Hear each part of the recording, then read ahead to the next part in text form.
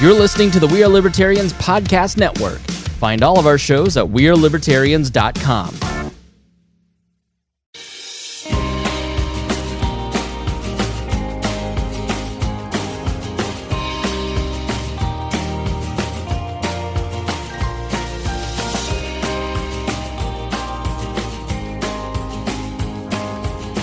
All right, hey everybody, we are streaming. Welcome to the show. I am Hody Jones. I'm Lou. And I'm Sam. And this is Enemy of My Enemy. We are going to have more hosts today. Just the other hosts are busy doing things like watching their kids' baseball games and things that they like to pretend are more important than this. But we have invited a smorgasbord of libertarian thought to the show today because there is a smorgasbord of libertarian thought on this episode.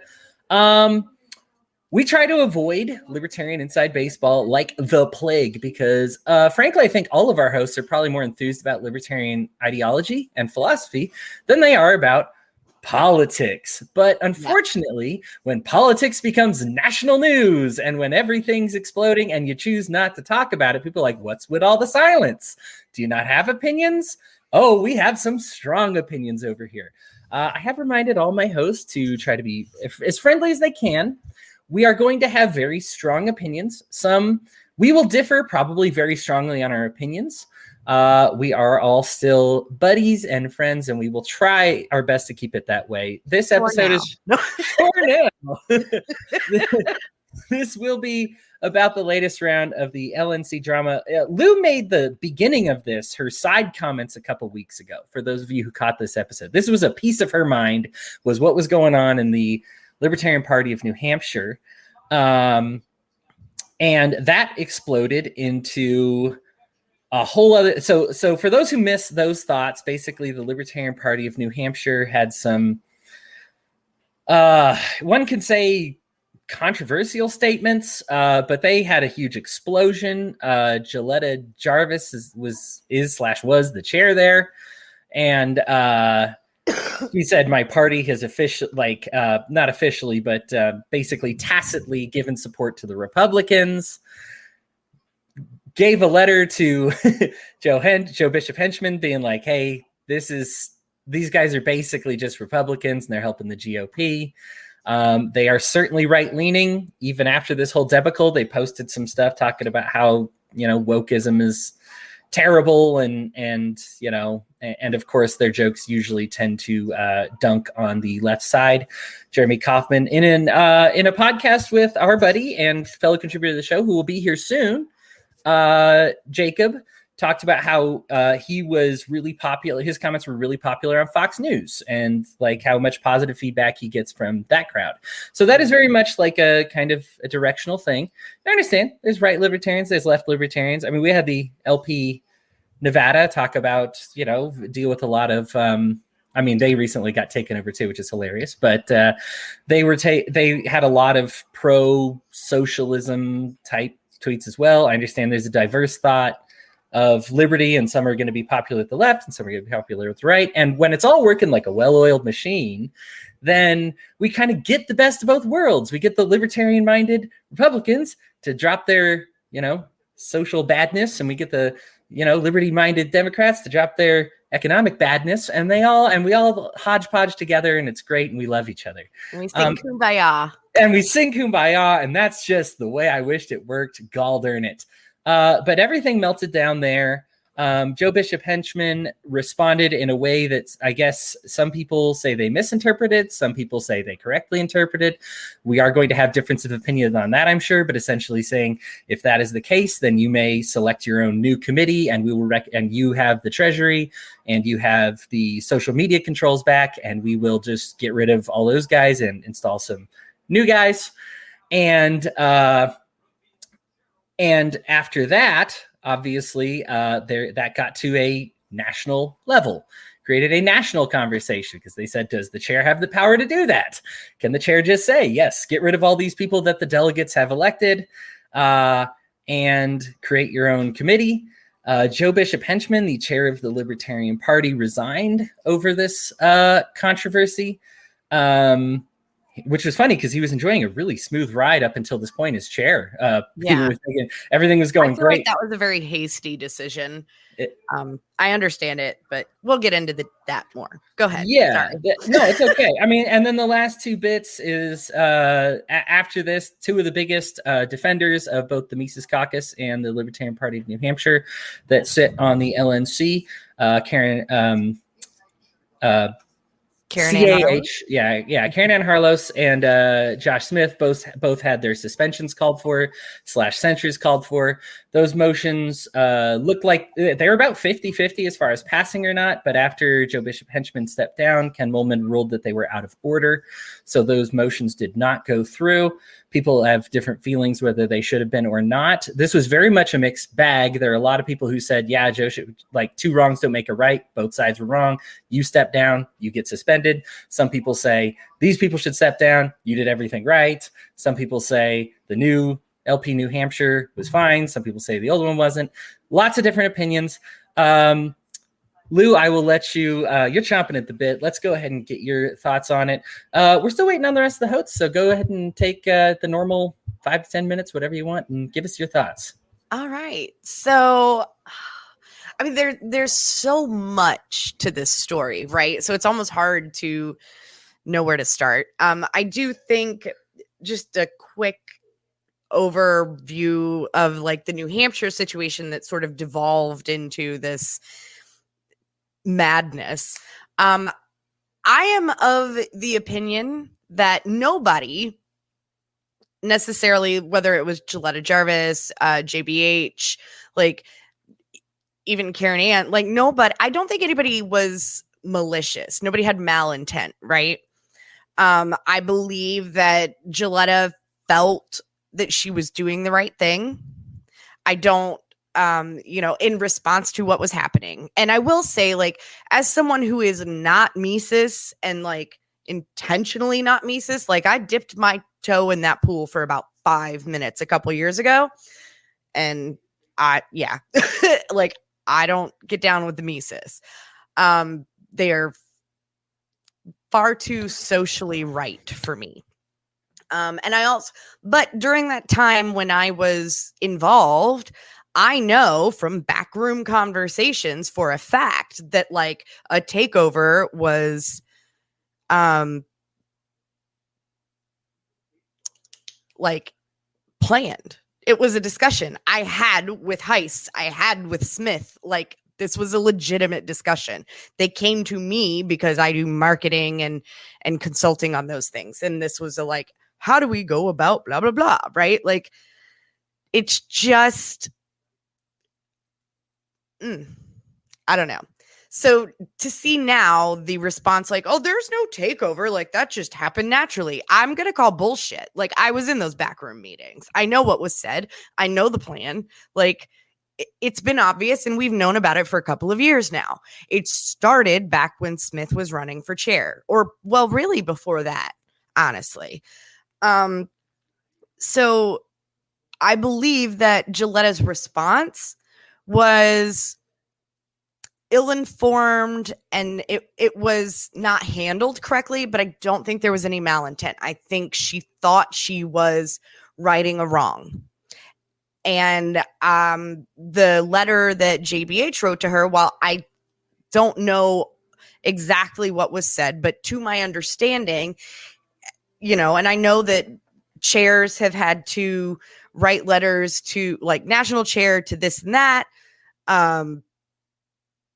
to states and state chairs to county affiliates, like where if there's a tax issue or a registration issue, like they have to write the letter that basically is a confirmation that like, yes, we we observe them as an official affiliate for whatever. Right. So I think that's where Joe was coming from. I don't believe that he felt or believed or even necessarily understood the situation. And yeah, Sam, he absolutely did run on purging members. He absolutely did. So anyway, so I don't think there was any malintent. And, in true libertarian fashion, it was everything's a conspiracy, right? So everybody has to have the worst of intentions. It must be true. Like, that's just how, and then it blew up from there. And of course, you know, I'm a fan of the what's the word I'm looking for? Sorry, it's been a really long day. Please excuse me. I had to get up at the crack of dawn and drive to Chicago and back. So, the rule now where everybody doesn't act like jackasses in the meeting. What is the word? Decorum. Decorum. I knew it was a D. Decorum. Don't be a dick. I don't know. Same thing, right? So, like, this whole decorum thing, like, I can appreciate that, because not only, like, just it's setting a good example as leadership, but it also helps meetings to move quickly and get more business done. So, like, I'm down with the decorum thing, right? And I understand that. Sorry, Jackie, it was a quick there and back. But I understand, especially like Karen Ann, for example, got very, it was very much an emotional response. And I think everybody sort of just immediately got on the defensive and immediately assumed someone they disagreed with was doing it out of, yes, exactly, Dennis. It's a standard letter. I think the responses were so defensive on either side that it's sort of like a mini example of what's happening in our country politically, right? The left is going way left in response to the right going way right in response to the left going way left. And that we kind of saw that happen in our little microcosm. And while technically by the bylaws Ken have just dismissed the whole thing out of hand, maybe not. But, like, this is another issue I have, is that libertarians constantly preach about, you know, morality versus legality, but then they want to, you know, die on the hill of bylaws. Like, even our bylaws aren't always what's best. And as libertarians, it's okay to say, hey, let's pause a minute. And, you know, if someone broke this rule or that rule, like, what is truly the best course of action? I know Karen Ann has an ability to rub people the wrong way. I have a big soft spot for her. I consider her a friend. I do not agree necessarily with some of the ways she reacted and responded and some of the things she said. But I wouldn't be a friend if I just agreed with everything she ever did, right? That's not a friend. Do I think she needed to be suspended? I don't know. Like, censure is good, right? Like, just a slap on the hand, like, hey, let's chill. I get that. And everything just got so out of control, and all these libertarians sort of lost their way, right? As far as like principles go, because we're honoring bylaws and this and that when really the moral thing to do may not be what the bylaws say. You know, do we need to be that strict? No, because that's literally what makes us libertarians. And then I think Joe resigning was hasty. I feel really bad for Tucker resigning.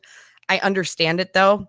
He felt similar to me on the issue, but being the District 8 or like the Region 8 rep, like, that was a problem. So I get it. It's hard too. And the irony is not lost on me that Jared, I'll get to that in a minute. The irony is not lost on me that we had two of our most active, prominent, and hardworking gay members in the LNC resign during Pride Month. Like, the way people treat each other is disgusting.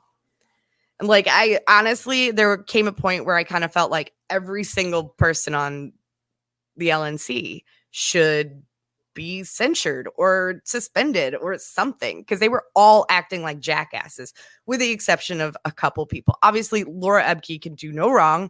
That woman is so cool-headed. And even when she's snarky, it's lighthearted and funny. I really appreciate and respect her cool head through all of this. Even though there was things I didn't agree with, but she was such an adult about it. So this whole thing has been really intense. I'm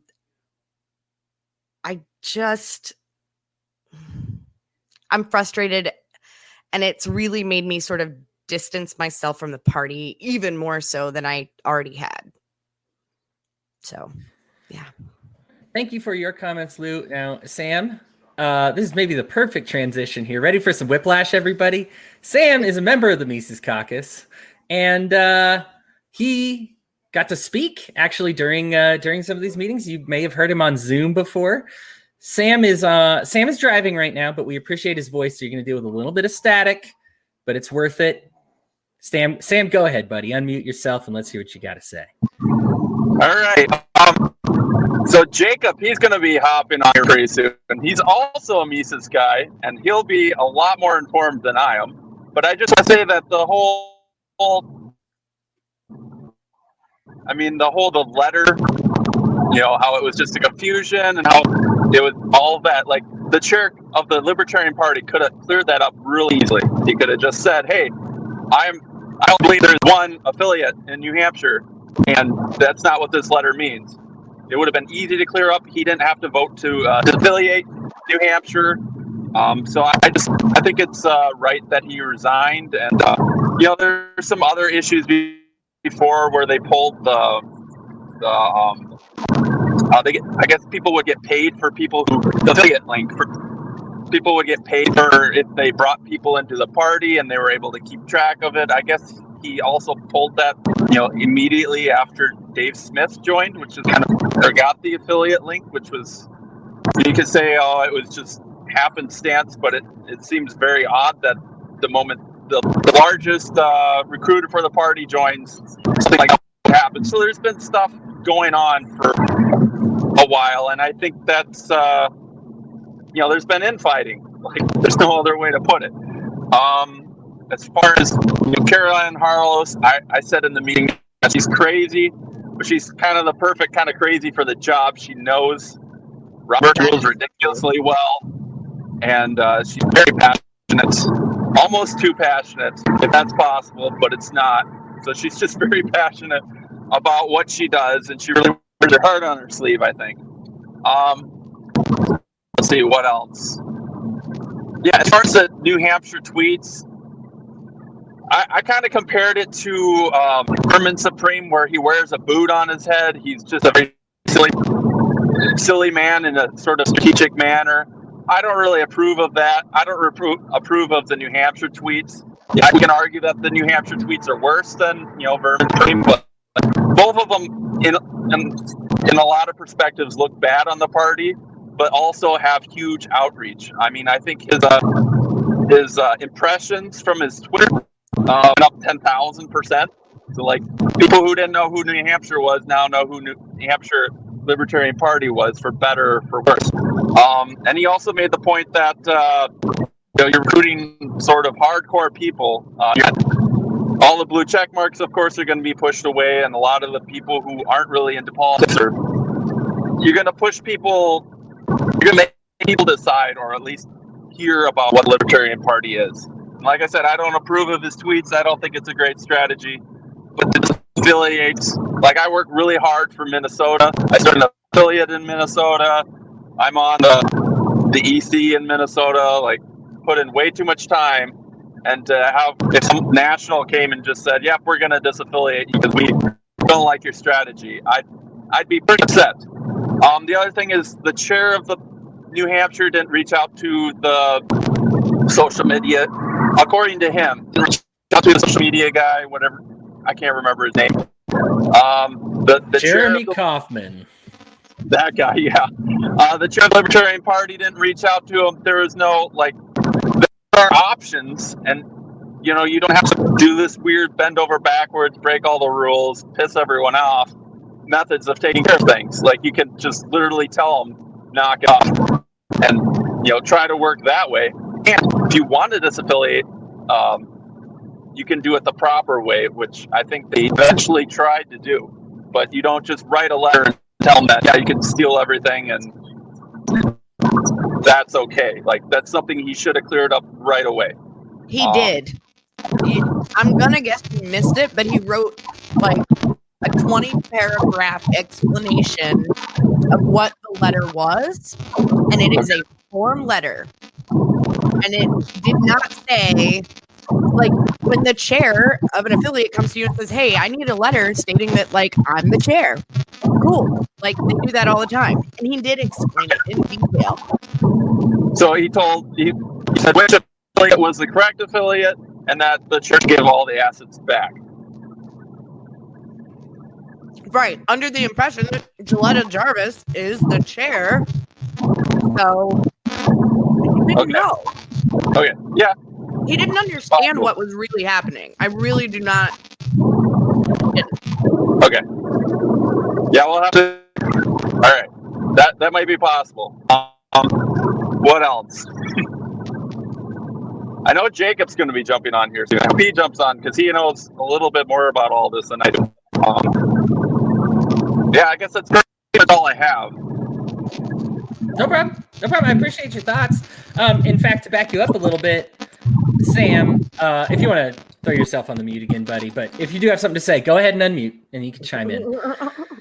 Okay, as far as that being like a form letter, I have seen the letters affirming that people are chairs before. They're usually a lot less descriptive about being able to kick out all the other members and seize control of the account and do the social media and select your own members. I know it was the supposition that if the rest of your team has resigned, that you have that power, right? And I understand that may be technically true, but it was very clear from the get-go this was what was effectively resigning versus actually resigning. Now, I have no good things. I have basically zero good things to say about Jeremy Kauffman. I have basically nothing. Here's the thing. When you advocate, some say he is a pedophile, some say he just advocated pedophile, some say he socially solicited minors, some say it was a joke that he felt like he was taken too far or something like that. What he said about the 15-year-old gargling his hog was absolutely inexcusable. And you just, and to back it up, when you then say, if you get called out and you're messing around, like, oh, I was just telling him to like suck my dick, whatever, it was supposed to be funny. If you then go on to say, no, he's able to consent because he's able to do these things. He's clearly capable of consenting. Yeah, that's pedophilia advocacy. And boy, there's a very few things you should kind of get burned at the stake over, but I would say that's one of them. Kauffman has admitted to shit posting, I guess, and some of the jokes involve some real keep an open Gitmo and sending people that we don't like there. I'm thinking that that's kind of hilarious. I don't, and of course, Kauffman, here's the thing. Kauffman on his own Twitter, you wouldn't say this guy's anywhere close to a libertarian. In fact, he's frequently dunked on the Libertarian Party and libertarians in general, just being like, and tried to recruit Republicans to the New Hampshire Party.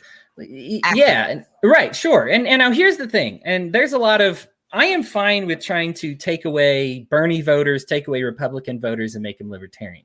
Oh, he wanted them to continue to be Republicans. And also to vote for him as a Republican. Sure. So like, I have very little good things to say about the guy. I could dunk on him all day. He makes himself dunk-onable. Frankly, if you don't see it with Kauffman, I don't know what to tell you. That's just one I'll politely agree to disagree on. I find him, he's a race realist, which in normal terminology is just a racist. Assigning IQs to the melanin in somebody's skin is racist. It is. And having somebody like that in charge of your social media is stupid. And here's the thing. You may be able to twist it around and say, well, no, maybe he's not technically racist. Maybe when he cited this study that's trying to tie race to melanin, he actually means like their backgrounds, or like give him like the maximum benefit of the doubt. Here's the thing. He's in charge of the messaging. Yeah. He's in charge. So if what it sounds to everybody is racist, then as a communicator, You should be aware of this, right? If you've communicated to the world that you're a pedophile, and then you're like, well, maybe technically not. You as a messenger, you've messaged that you're a pedophile, and you should be aware. Oh, okay, I've advocated for pedophilia now. You're in charge of the messaging. For goodness sake, that's your job. If he was like the treasurer or something and was doing a great job, then that's one thing. Okay, that's Kaufman. Other part about the LPNH. Apparently, the treasurer forgot to file that the party is a party in the state of New Hampshire. And I guess they found out about this before somebody else, and somebody else could have realistically actually filed to be the Libertarian Party of New Hampshire. Nobody else did. Crisis averted or whatever, but the treasurer did effectively not do their job. And Jarvis said that, hey, I told them to. They didn't do it. I don't know what to do, right? And that is something that warrants the investigation. As far as the JBH letter, that was very much like a... again, with the messaging, right? You're the chair of the party. You have to be good at this type of thing. I read that as a normal, in fact, as a friend of Joe Bishop Henchman, as somebody who's loved him since the moment he took over. I read that and was like, oh, okay. So the LPNH is disaffiliated and Jarvis gets to choose the new one. And everybody, well, no, I didn't mean to do that. And maybe Lou, maybe you're right. He just had no clue what he was writing or whatever. It did not sound as aware of the situation in New Hampshire and the verbiage he used in the letter until it all kind of came together. I agree, Jared. Yeah. So here's the thing. I think for me, appropriate for Joe Bishop Henchman to step down. Certainly. I think you have a mistake that kind of assumes that, sorry, Will, the delegates, like your whole party's replaced and this person's kind of the main person. Without further explanation. And like you said, Lou, he did give further like, oh, I would have written that to any chair and I didn't mean to say that. But it certainly was one of those like me upon viewing it, and including Jarvis herself, among many of the other people, assumed that the intent was, yeah, you guys are out. Here's my new committee. Here's the new, I'm taking over the social media handle. I'm taking over the treasury and it's done. And then you say, well, wait, that's not exactly what I meant. It's like, well, the person you wrote it to assumed that's what you meant. I assume that's what you meant. A lot of the LPMC people assume that's what you meant. That's tough. It certainly was not handled well. Right. I do not think there was any malicious, and I don't think that the technicalities of it were fully understood until it started to happen. Right.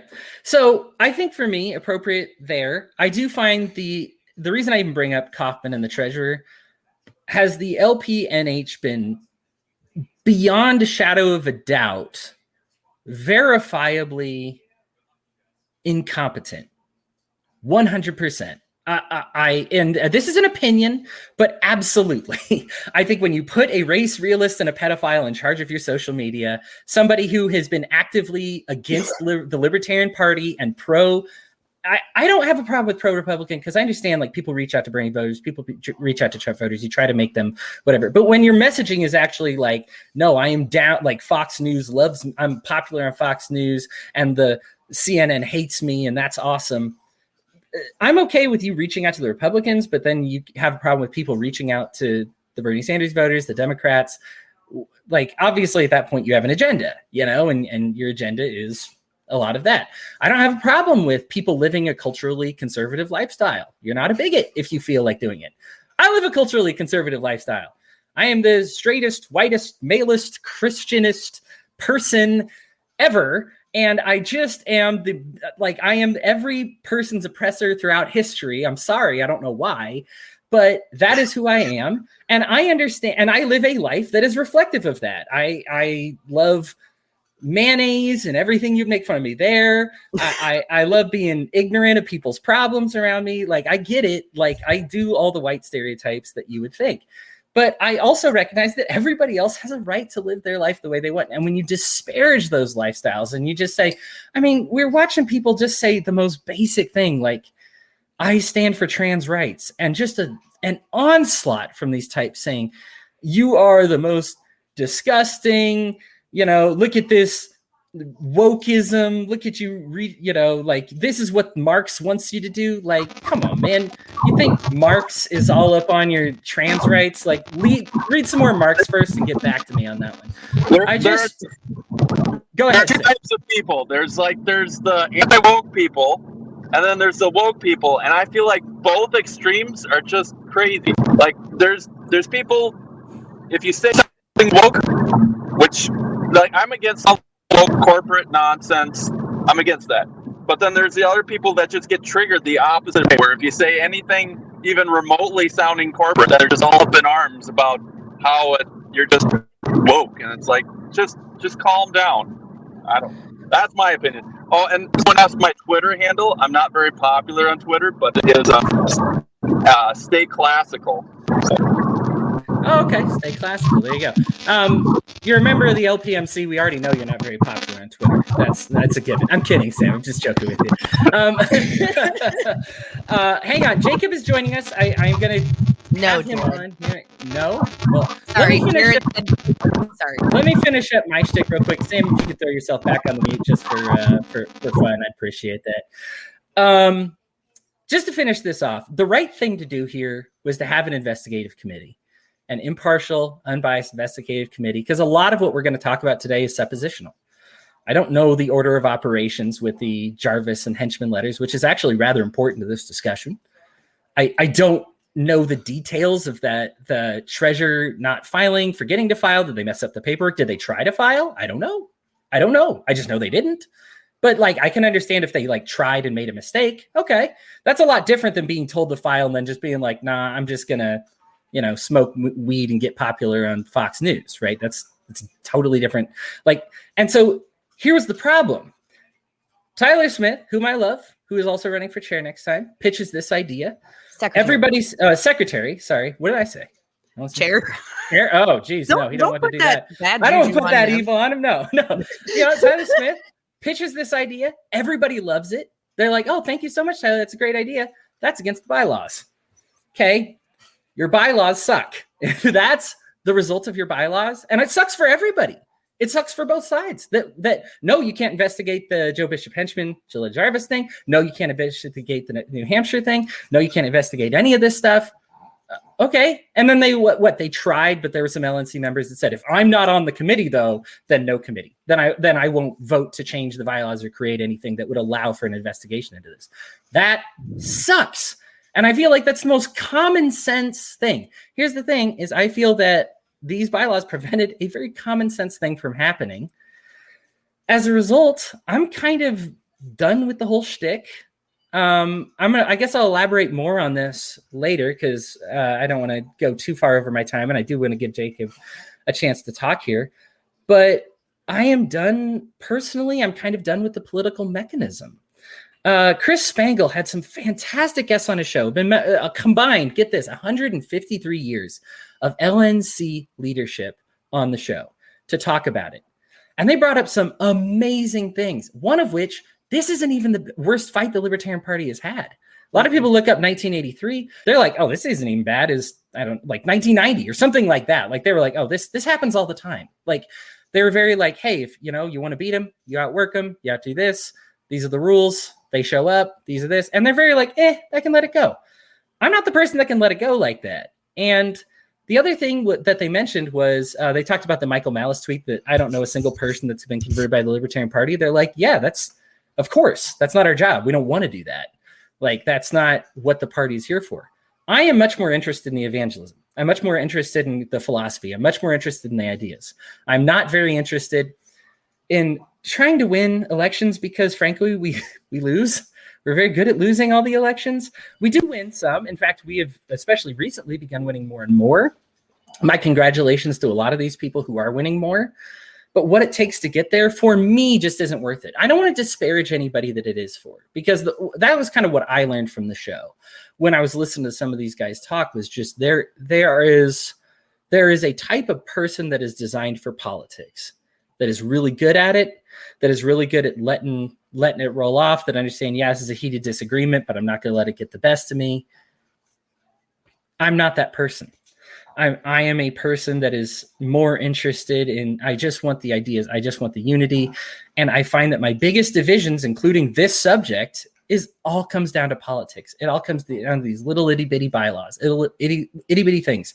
And because the middle ground wasn't allowed, we weren't allowed to just say, hey, let's have an investigation and see what they find and have their informed opinions inform us on what to do. Because that wasn't allowed, you had to choose one of two extremes. These guys were right or these guys were right. Look at the people who tried to say both sides. Look what happened to them, who said, yeah, I think he should have stepped down and she is way out of order as far as decorum goes. Crucified. Or, no, he deserves to stay as chair and she did nothing wrong. Crucified. Just the outrage and the hatred and the anger. I mean, it's crossed from veiled threats to political threats to physical threats. I remember I tried to contact every member of the LNC, and I was like, hey, has Nick Sarwark ever like threatened you, made you into a position? And like, it was all but like 2 or 3 of them. And of the ones I got a hold of, and I got a hold of most of them, but all but 2 or 3 of them were like, yes, he has threatened me. And I remember hearing that, and I was just like, wow, what did he say? And they're like, oh, just said I'd never get a job in politics again, that this would be the end of he would oppose me on everything I did. This was terrible. And I remember hearing that, and that was a huge reason people, in fact, started the LPMC and was like, hey, we got to get rid of Nick Sarwark. Look at, he's threatening people. Like, that's not cool. You can't be doing that, like, and to get your way. And I was like, okay, that, you know what, with so many people sharing the same experience with him, I don't know. I have no proof. My only proof is asking a bunch of people and them saying yes. Yes, he did. I didn't like it. But now we have people very publicly saying, if you do this, it will be the last political thing you do. I will end you. You will never get a job in politics again. Spreading it around in emails. They don't even care to make it. At least Nick had the decency to make it private, right? Now it's just open veiled threats. It's become physical. The people who have LNC experience say, this is just another cycle. This is just another part of the cycle. This happens all the time. People wash out. They were very encouraging in saying, you know what, if you need to take a break, it happens all the time. We rotate frontline warriors all the time. Step out for a few years, come back when you feel like it. We welcome that. I'm not looking for something that makes me feel like that every few years, and I'm not looking forward to being a part of the cycle. So personally, I am done with libertarian politics, and I will probably just be Hody and talking about libertarian philosophy. The libertarian movement is still very strong. The liberty movement in general is very strong, and it's going stronger than ever. And that's how I feel. And with that, we're going to wreck all those good feelings by bringing on Jacob. Jacob, how you doing? Jacob, welcome. You know what I heard there in your rant was you care less about electing libertarians than you do growing the movement and messaging. I want to welcome you into the Mises Caucus, my friend. You're hilarious, Jacob. No, I'm kidding. No, but thank you. I mean, I have good relationships with Sam, Jacob, 2 of my favorite people, 2 of the first people that I thought of when they were like, hey, we need to expand to get right and left libertarians. I was just like, oh man, I have 2 guys that I have great relationships with. I put it out there on Facebook and they're both like, yeah, I'd love to be a part of it. And I was like, oh good, I like these people. Fantastic. So like, I don't have a triggered response that some people do about the Mises Caucus. I know what people are talking about when they say they have a problem with it, but it's a good relationship I have with them. Half of them, I have the same relationship with the Audacious Caucus. There's like 4 of them that I love, and the other 4 or 5, I think it's still a caucus, right? But I think I've got blocked or something, and I just don't let it get to me. You definitely get it from you definitely get it from both sides. You get it from people who are maybe like way more partisan with the Mises Caucus than I am, where they're just like, because you're friendly with people who are very critical, they'll lump you in. Sure. But then on the other side, when you're not like, sitting there calling for the Mises Caucus to be launched into a volcano. Like the volcano! Like the other people are, then they're like, what's wrong with you? Like, you're just, just like they're going after Spike, like, and even Amash being like, over this whole thing, like, well, they're taking Mises' side, they're canceled too now. I mean, it's just ridiculous. Right. It's like nuance is not allowed. Yeah. Right. I remember when Spike It's for sure. Spike called for pretty much the same thing I did, and I was just like, and when I saw the response he got, I was like, maybe I'll be quieter about this then. Never mind. But I mean, Jacob, talk about getting it from both sides. I mean, you post something that's just like, bigotry sucks, bro. And I'm just like, well, Jacob's dead. Everybody say goodbye to him on Twitter for the day. Anyway, but Jacob, I'm going to give you some unadulterated time to yourself. Take all the time you want. We're just doing 5-10 minutes, whatever you want. Talk about your feelings on the whole situation. Oh boy. Well, I mean, I don't even know where to start. I mean, you don't have to start if you don't want. You can just let us win. Well, no, I'm kidding. It's possible for there to be situations in life, and in fact, I think most situations in life are like this, where there's nobody who is completely innocent, or nobody who did everything perfectly correct. Like hindsight's 2020, people, especially in political climates like the LNC and like all this stuff, like they will be pushed into positions where they're going to act defensively, where they're going to act kind of like in a political tribal fashion. It's not perfect. It's easy to kind of like look back, or like from the outside looking in, be judgmental of people, not understand why they were acting certain ways. But then, like, you know, I always kind of try to put myself in their shoes, and I think we can all remember to points in our life where we were probably put in really uncomfortable positions, and we look back and go, ugh, like, you know, I was way too defensive. I was way too hot. I wish I, you know, would have had the, you know, like the wisdom then to kind of like take a step back and calm down. So, you know, I think that's kind of my initial perspective. Like when I'm reading the LNC email list, when I'm watching the people going back and forth on Twitter, on Facebook, it's I tend not to get too reactionary either way.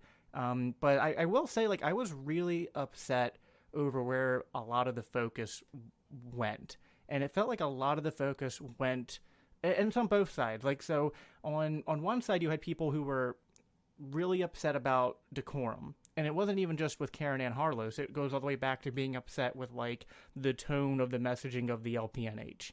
And then on the other side, you have people who were, like, very upset with the rhetoric of the other people, who were like, oh, well, they're just being anti-Mises caucus. They're being, everyone's focusing on words. And to me, the whole time, I was like, the biggest scandal, the biggest part of it that not that nobody talked about it, but just it wasn't talked about enough, was that, like, there was some actual theft that happened that was a really big deal. I mean, people, and not just like the physical property of the LPNH, but like data. And like there were members of the LPNH had their data basically copied and given to a second faux affiliate, and that's not just like their addresses and contact info. That's like a lot of their credit card information. No, it's not. Absolutely not. And stuff. 100% false. Well, that's what I've heard. So well, I mean, I used to work in processing, and I can tell you, like, from a PCI standpoint, they never had credit card data to give or take to anybody. It's tokenized and kept with the processor.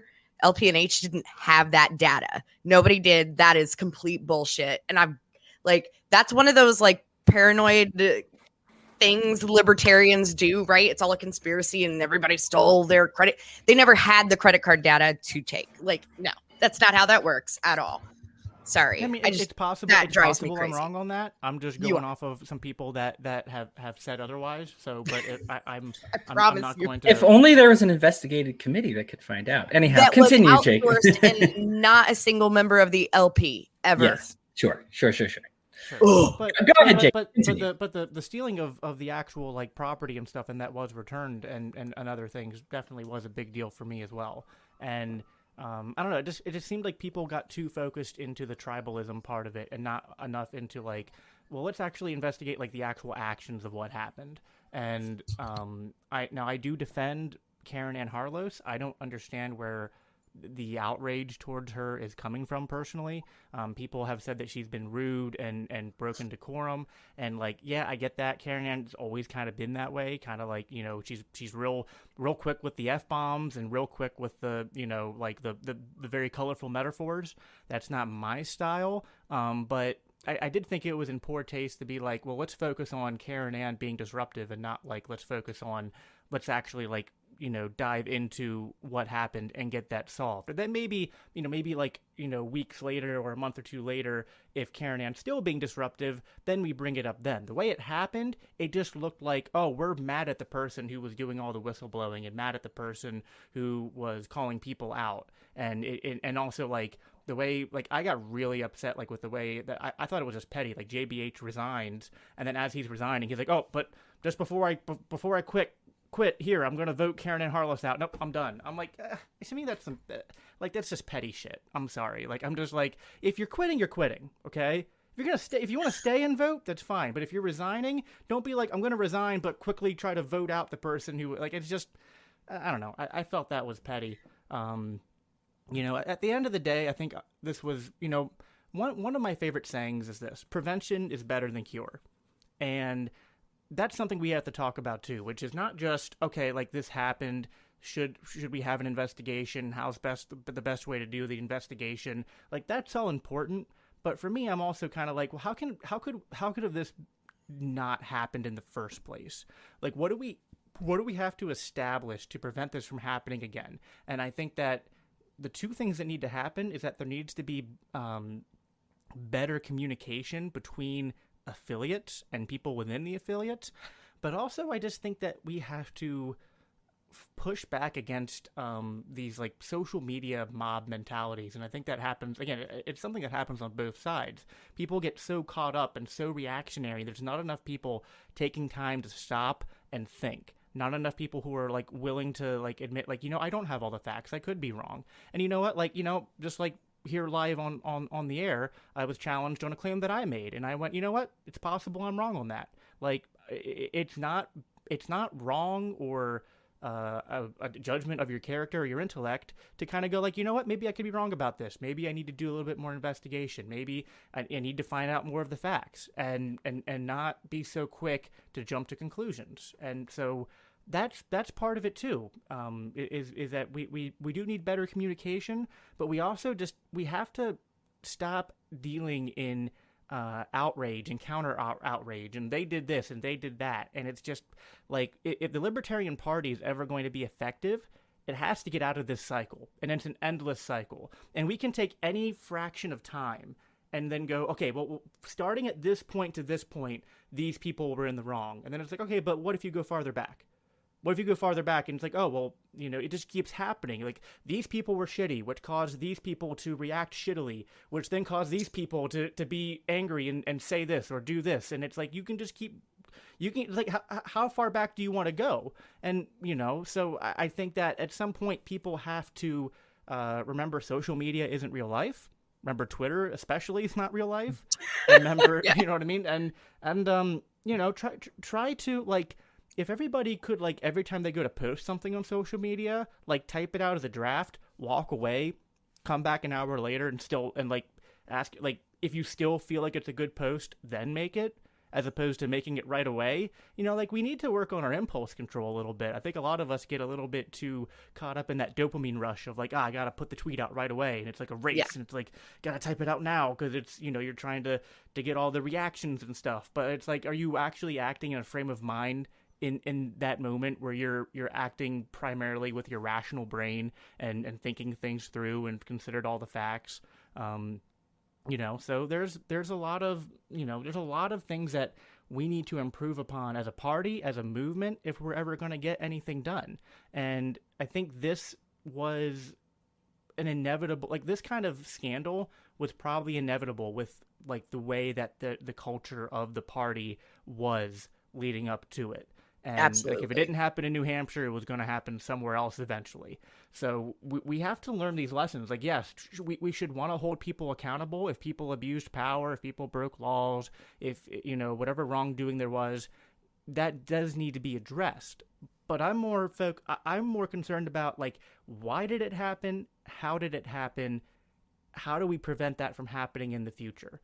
And as much as, like, I might have my own personal biases and I might sympathize more with one side than another, I always think that when it's kind of like in a marriage, it's like, if you're like with the scenario of, like, a spouse cheating on another spouse, like, you can say in that situation, well, nothing justifies cheating, But in most in most broken marriages where like one person cheats, there's things that you can look at from the other spouse who didn't cheat and be like, okay, but were you also putting in 100% of effort into the marriage? Were you doing your best to make sure that you were loving and nurturing to your other spouse? And it's like, because like I know like in my own parents' marriage, that's what happened. My mom cheated on my dad, and I'm not going to justify what my mom did, but I do know that my dad was, there's a lot of things he could have done for years leading up to that could have averted her getting to the point where she did that.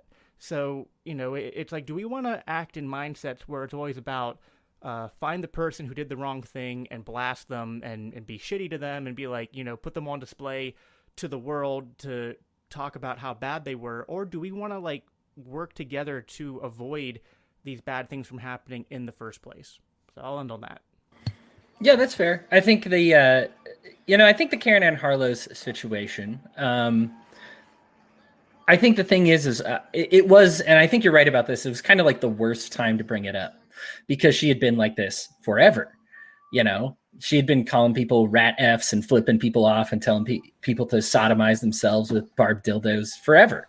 It's been unacceptable for forever. Everybody knows it. Anybody watched Game of Thrones, right? Like, Daenerys, you're like, oh yes, it's the bad guy on our side. It's the bad guy on our side. And then the bad guy does the bad guy thing, but to your side, and you're like, oh, is this what is it? Oh, this is what she is. Oh, okay.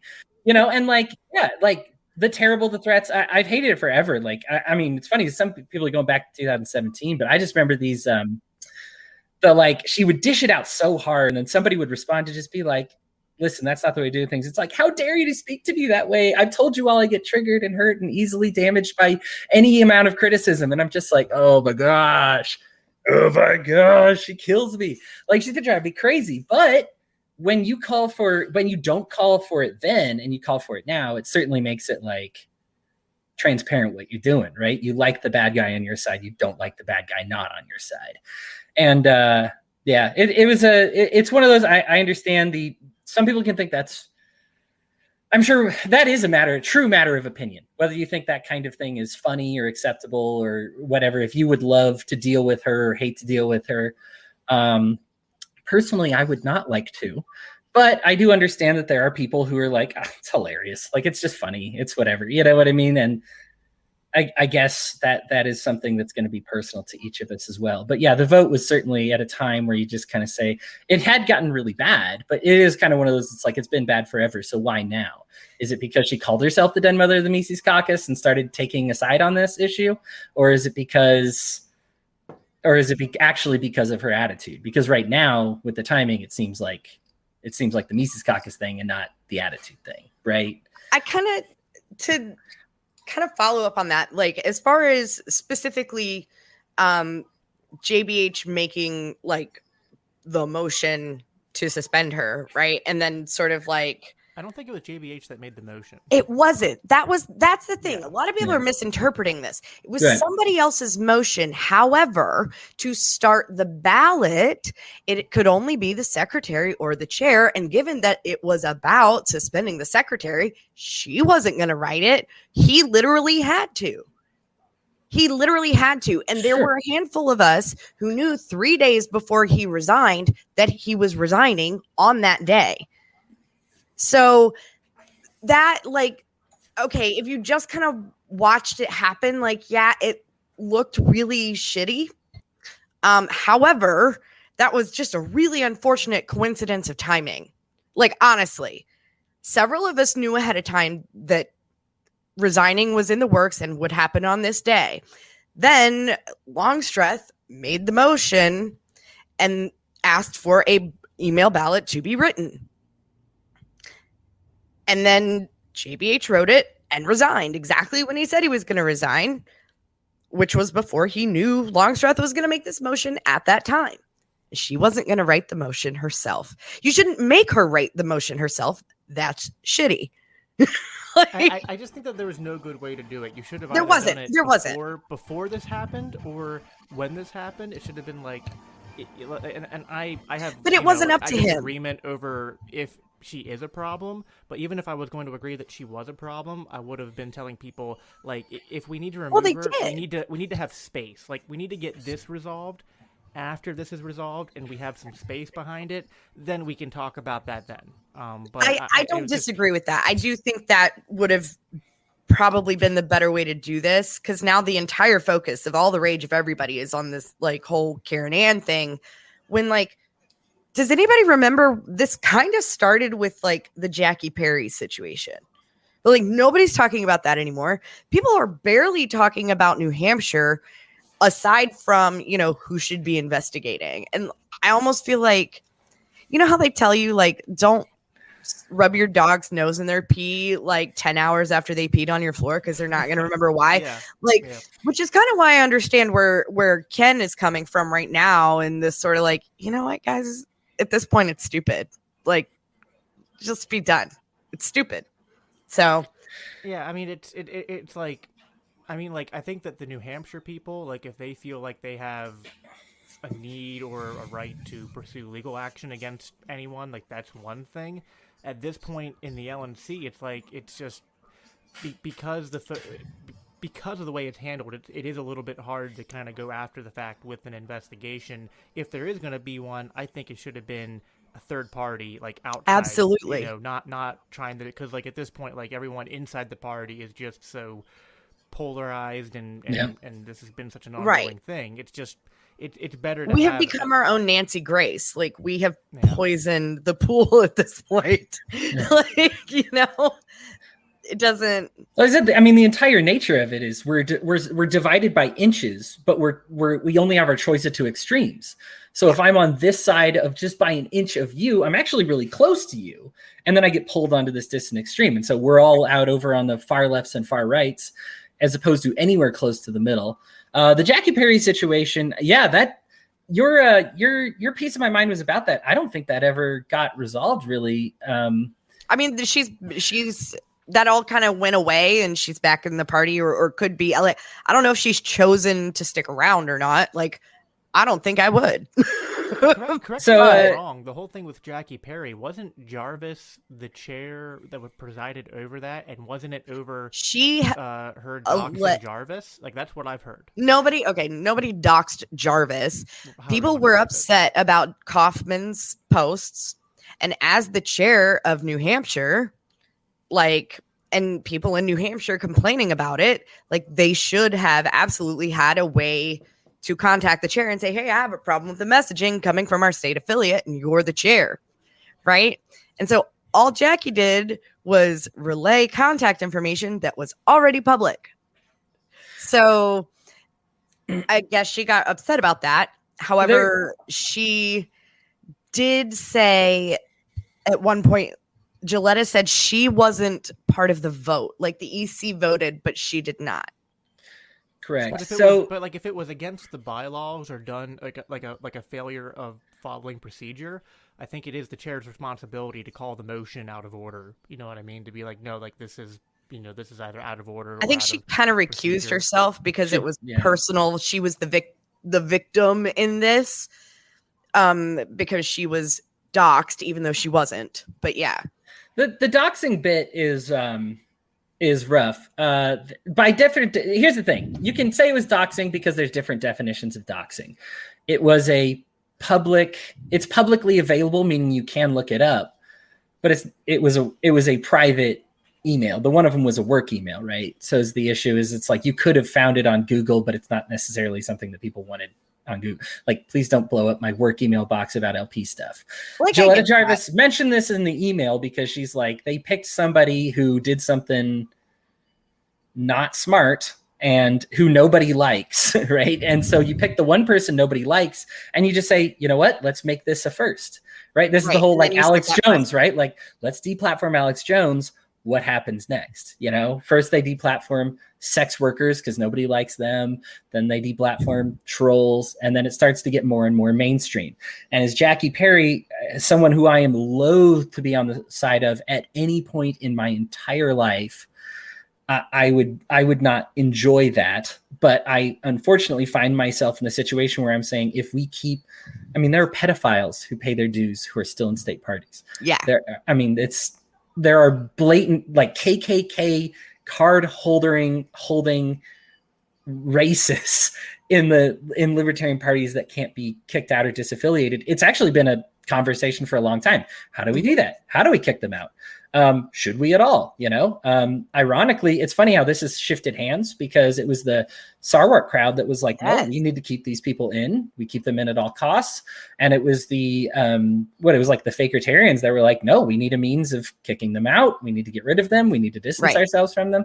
And then you have them talking about that in the podcast that they had Nick on. And it's one of the few times I actually agree with Nick, where I was like, I think the problem is, like, don't give power that you wouldn't want your worst enemy to use, was Nick's point. And I was like, yeah, that's actually a valid argument, which is like, if you give executives in the party the ability to expunge people, like, that might not go in your favor down the road, depending on who gets in charge of that executive power. So it's like, you have to weigh the pros and cons of that. Like, if you were worried about some small percentage of racists or bad people in the party, well, what if hypothetically, what if those people get in charge and then they start expunging people who are criticizing them? You know what I mean? Like, so that's the problem. And I think as libertarians, like, we should know this. Like, power is easily, like, you can craft power, like, craft policy, craft institutions to be intended to be used in a productive way, but it very easily can be put back in the other way. And I agree. Unless you put in the proper checks and balances, you should be really careful about, granting any kind of power and without, like, thinking about the future consequences that could bear. Yeah. And particularly as far as Jackie goes, like, she has probably, I think the thing people get riled up about her is her social media and how she behaves on social media, right? But I also know that girl puts in ridiculous. Archie, get on this show, man. She puts in ridiculous amounts of work. Archie says, no checks, no balances. I am the law. Archie needs to bring his butt on the show. He's a contributor to the show, and he has an open invitation to this show right now. Archie, click on the link. Is that like get in here, man? By Cohen, it's like, I am the power. It's like, no, I am the law. That's awesome. But yeah, no, I think, like, yeah, she's a shit poster and she rubs people the wrong way and this, that, and the other. And, like, I understand why people have issues with her. But do you know how many hours that girl spent phone banking for? That's another problem. I can't even remember our presidential candidate's name right now. What did I tell you? Joe We have bigger issues. Yes, Jorgensen. Thank you. We have bigger issues. I can't even remember her damn name. That's a problem. You wouldn't have forgot Vermin Supreme's name. I never forget Vermi's name. Yeah. I love Vermi. I think that's the thing. It's like, Jackie is, from what I understand, she's a great worker. All I know of her is social media. So naturally, my relationship with her is total garbage. I think it's funny. Like, it's the Daenerys thing again. She lies about everybody. You laugh, and then she lies about you, and you're like, oh, I don't know. There's no shit posters on my side, so you guys need to clean house. Right. Right. Yeah, LPMC is just nothing but nice. No, but I think that's, like, Jarvis's point was that they pick somebody who's, like, the lowest hanging fruit to make an example of. And I do think, as Jacob said, you need to worry about what precedent does that set for the future. Now you're kicking people out. Okay, you kicked out somebody that is universally, except for apparently a couple people in this chat, worst enemy. But anyway, you kick out somebody that basically pretty much nobody likes. And then what happens to national? Oh, well, who's the one state affiliate nobody likes? Okay, well, let's disaffiliate that. Okay, well, who's the chair that nobody likes? Let's get, and then all of a sudden it's like, okay. So all of a sudden, if it's just a big fat popularity contest, isn't this the exact problem we have with democracy to begin with? That we just start exercising the power of the majority opinion over the minority opinions, even though the minority opinions have the right to speak. And I here's the thing. I'm not one of those hardliners. And the reason I'm kind of done, I'm done with politics at the very least for the time being, but maybe permanently going forward, is just because I don't like the cycle. I don't know how to, I don't want to be a part of the fix it process. It looks like a pain. I don't want to be a part of it. Even when it's going well, it looks like a pain. Every state chair has told me they loathe their job. I believe them. And I think that I would hate it as well. I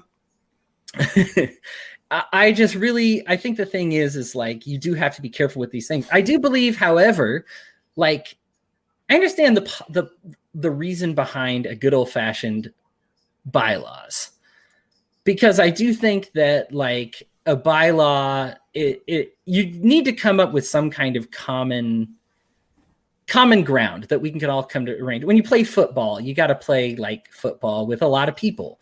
And if you just sit there being like, well, my out of bounds is over here, but your out of bounds can be wherever, it's not really much of a game.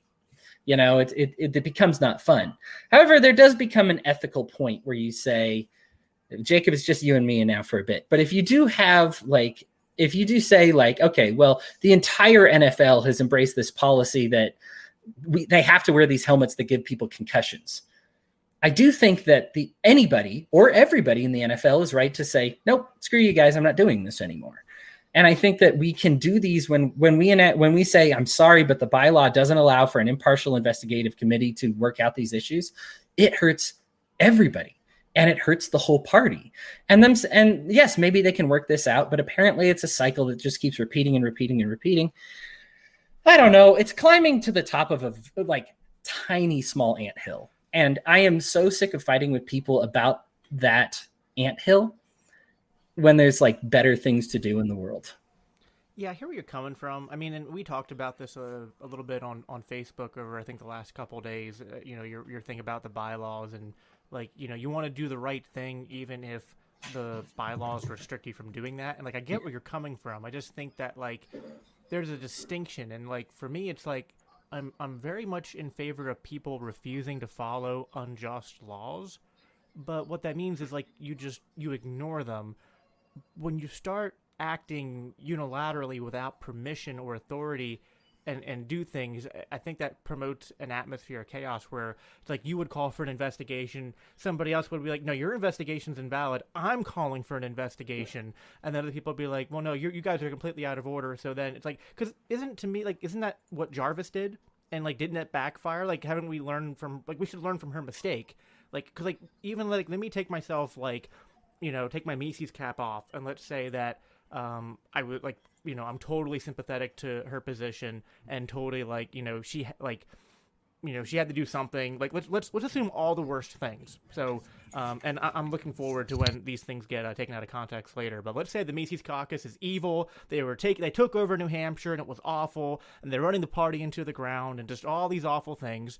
And it was like, just terrible. We're watching this happen, and it's like, God damn it, I can't believe that Mises did this.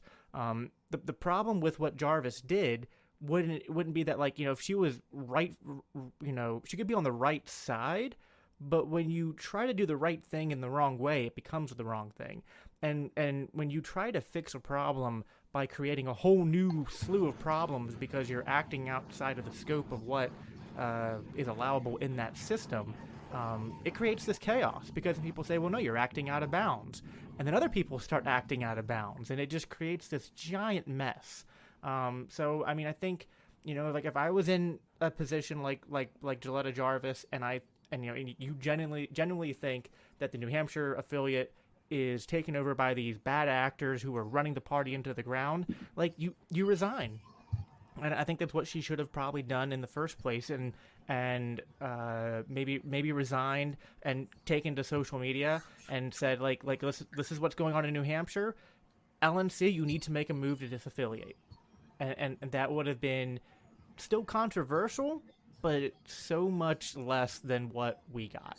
And that's my take. And also I just don't think that not putting my Mises cap back on, I don't think things were that bad, but I also have an insider perspective. I mean, like, you know, as someone who is in the Mises caucus and like saw, like I was talking about this stuff a lot. Like I've been on Clubhouse a lot for the last month, and I've been talking to people about this, and people were really upset about the New Hampshire tweets. And it's like I could get where they were coming from, but I was just like, you know, there's two perspectives I have on that, which is one that even if they were not the best messages and you don't want people to see them, well, when you react in these giant social media mobs, you actually like are upvoting their exposure. So like, you know, just advice I've been putting out there for people is if affiliates or anybody on Twitter puts out a messaging that you go, I don't think that's consistent with libertarianism and I don't want people to see it, your best bet's to ignore it.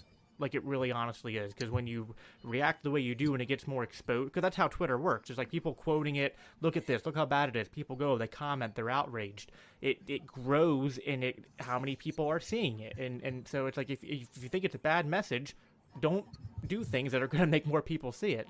But two, I think that anything that is like a bad message or like a bad starting point can be used, even if I would agree that messaging could have been better, and it absolutely could have been, it still was a springboard for positive conversations. And I think the best way to respond, if you're going to respond to bad messaging on social media or whatever from an affiliate, is to, if people come to you and ask, because this was happening a lot, and even here at the Mises caucus, like we were hearing this, people going like, this, we're getting a lot of people outraged over this messaging, and we're having to answer for it. And so like, it was definitely a problem that was on our attention.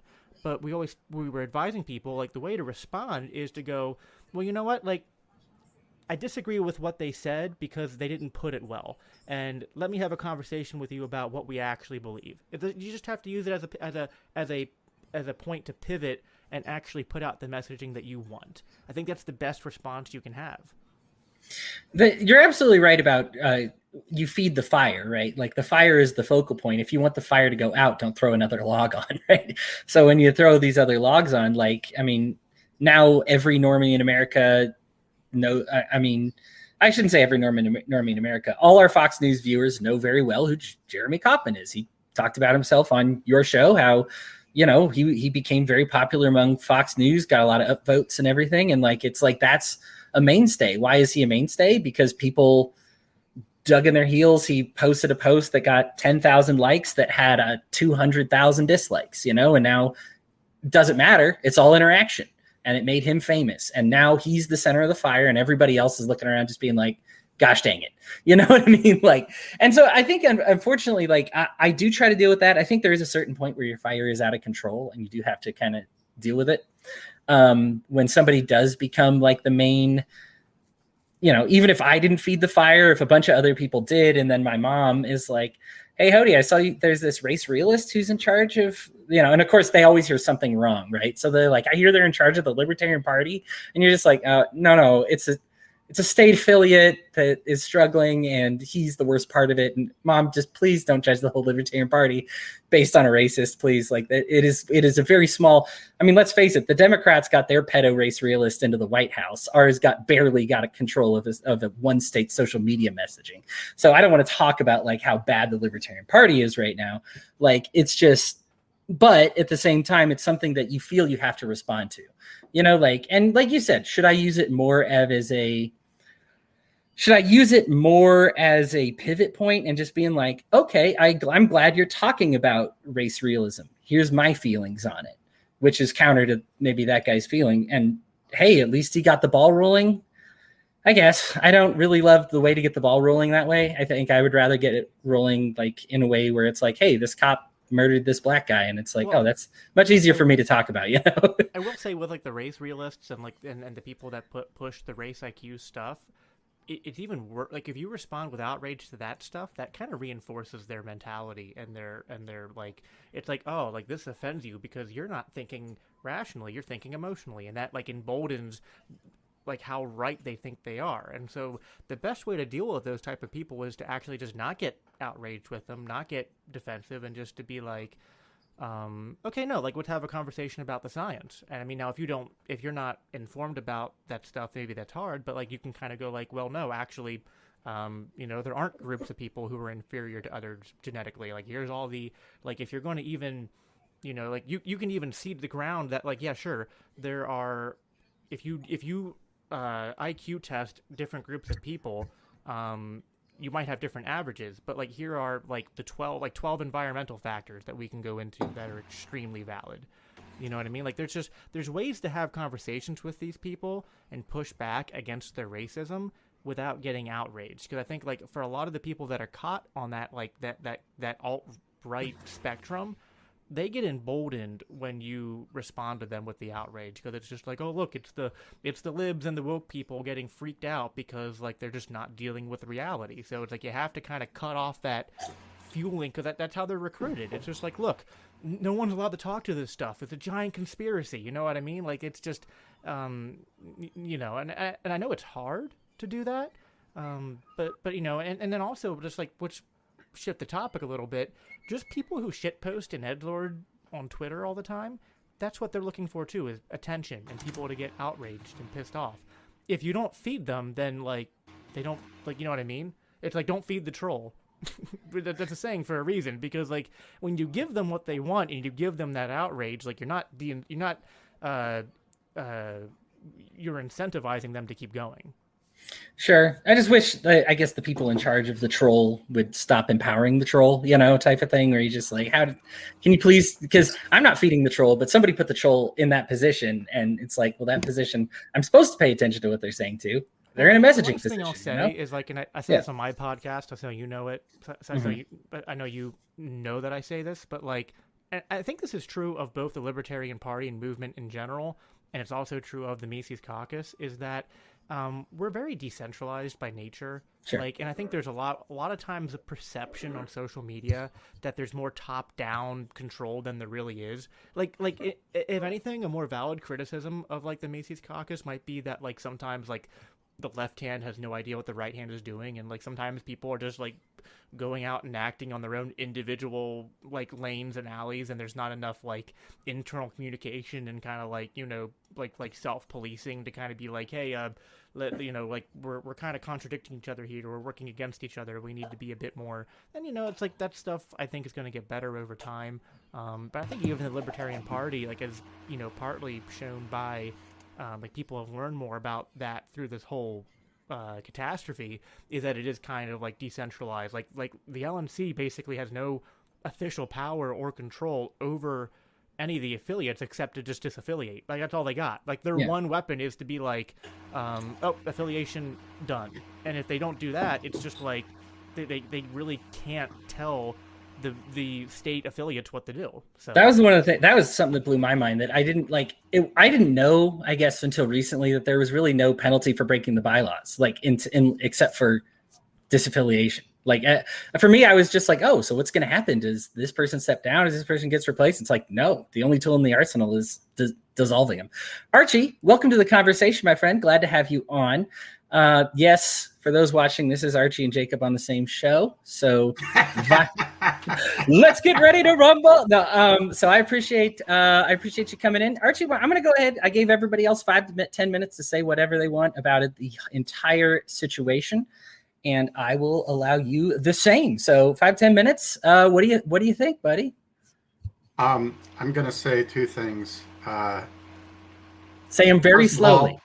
First of all, I feel we should have Ashley Shade for the LNC chair. I'm going to give her a shout out. She will accept the nomination if nominated, and I think she would be a great replacement at this time, because she can lead with a tremendous amount of compassion. And the other thing I'm going to say, we can just summarize this all as TLDR cluster duck. It was the clusteriest of ducks, that's for sure. Yes, and the quacking is still going on. All right, well, I mean, I guess I appreciate you making your thoughts so succinct. Yeah, definitely. I mean, it was hard to keep up with everything, and honestly, like, just like I don't like it's very possible that I need to go back and verify that I was wrong on that fact that I put, like what I thought was true, that financial data was stolen. You know, that's what I heard several times, but it's very possible I was wrong on that, so I need to go fact check it. And that speaks to the nature of this entire thing being very much a cluster duck, like Archie put it, because it's like when you're watching things happen live in front of you, and then we don't have this formal investigation that actually puts out all the facts. It's like you're trying to piece it together the best you can, but I mean, I know like on Clubhouse, I talked to the Cajun Libertarian a lot, and he had been staying out of all this because it was just like, ugh. But he, ironically, like really bad but almost good timing, before like months ago, before any of this happened, he had scheduled to have both Angela McArdle and Karen Ann Harlos on his show this week. And like then like all this stuff happened, and then he realizes like, crap, I was staying out of this, but I have to interview these two people this week, and I don't know what's going on. So he had his producer reach out to me to be like, hey, so like we're interviewing these two people, and we kind of feel like we need to like get someone to help us get caught up on everything that happened. And they're like, so you give us a summary of what happened? And I was like, how long do we have? I was like you're asking me to condense like three-hour LNC meetings plus like, you know, the Karen Ann Harlos interviews. What's like your problem, Jacob? So I was like, I compressed it. They were going for the not the TLDR. They were looking for like the Spark Notes version. Okay, Spark Notes, cluster duck, exponential to cluster duck. I mean, it's a mess, and the thing is it's always been like kind of a mess. It's always been a careful balance. Like I said, the LNC folks on the Chris Spangle show did a great job summarizing kind of the worst fights and how this doesn't even border on them, like close to one of the worst fights. Like they laugh about it, and they're like, you know what? If you don't want an LPMC takeover, just outwork them. You know, if that's your big thing, do what they do better. I don't know what to tell you. You know, like if you don't like the fact that they're recruiting from Turning Point USA or Republicans, then they probably won't like it when you recruit from, the DNC, or I'm trying to think of another crazy lefty organ, the Young Turks. There you go. Young Turks fans, you know, and let's get them on here. And it's like, well, I think for me, it sounded not fun. And so that's why I don't play, but I have to accept then that this is a party that will be played by the people who want it, who want to have that kind of fun. Right. It's by the people who show up. I have enjoyed showing up. I no longer enjoy showing up. And it's partly enjoyment and partly just saying I don't like showing up and having these feelings afterwards and having the anger. And it's just, I'm getting so many great results on the community level that I just can't justify myself participating on a political or even a state level. I just am having a great time working in my community, making people more self-sufficient, a lot of times not even with other libertarians, but if you just make it so that people stop, you know, here in Ogden, Utah, we had a crackdown on the homeless. They, you know, the police said, you know, they actually took their tents and like burned them, right? Like it was just like, no, you're not living here anymore. And this was they were occupying a public area that was completely unused. It's by the highway. I've detailed this before to those who have followed me along, so I'm sorry if this is boring, but it's important to kind of this subject. But what happened is then they said it's illegal, then we'll ticket you if you give them clothing, shelter, or food. Well, being me and a few renegade libertarians were like, no, we're not going to obey the law. So we're going to break the law, and we're going to get donations. And we got a lot of donations. We even got some donations from folks that are not libertarians and just businesses that might be official. And we're like, yeah, we're going to give them their tents back. We're going to give them their clothing back, and we're going to record you taking from them. So next time, if you try to do this, you're going to be in a lot of trouble. And libertarians are like growing. The libertarian ideology is growing more popular, even though I never had to make the initiative about libertarianism, like as a philosophy. I just was like, we're going to take care of these people. And they look at the state and saw that the state actually tried to destroy these people. And they look at us and said, we acted against the state, and we helped these people out. And so what has happened is there's a huge swell of a liberty movement here. I looked this up. The New York Times has like folks near me, what political persuasion are they? And we had like a we're almost 40% independent / libertarian now, and it's going to grow here. None of that had anything to do with a political movement. I didn't even work with my local Libertarian Party to do it. It was just one of those things that I say, this is something that I'm good at. And here's the other point that I wanted to emphasize that they brought up on the LNC. They only want people who are good at it to do it. I'm not good at it. So it's okay for me to step aside. It's like saying, like, sorry, coach, I can't play football for you. And you were like the 4th string kicker. They're like, who? Okay, bye. Like I was never good at it. So like for me, like I think it's a very cleansing thing because I wasn't doing a good job being political anyway. People would always see me and they're like, Hody, I always love to hear what you have to say. Will you work on my campaign? And then the campaign gets like 1% in the general election. And it's like, sure glad we hired that Hody kid.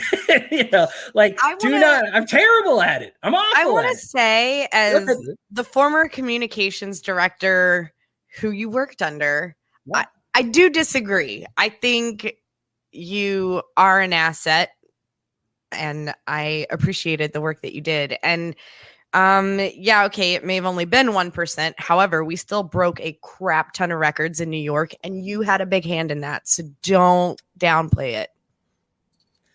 I appreciate you saying that, Lou. If you feel I'm an asset, even in the political sense, like politically, I don't know. I just feel like my communications are better outside, but I accept that. And that may be, but you did a phenomenal job. You were the big boss, so I understand that you were. I appreciate you. There it is, an endorsement from my ex-boss saying I do a good job. Appreciate that. I mean, this whole thing is really just further convinced me of what I've always believed, and this is why I'm in the Mises caucus in the first place, which is that we are the party in the movement of decentralization, and our party needs to be run that way too. We should care infinitely more about our county parties than we do our state parties, and our state parties more than the LNC itself. I mean, like, that's just the way I view it. I just think, like, if we want government to be decentralized, if we want people to live in a society where, I mean, like, I know we have different philosophies here. Like, I'm more of an ANCAP, Archie's more of a minarchist.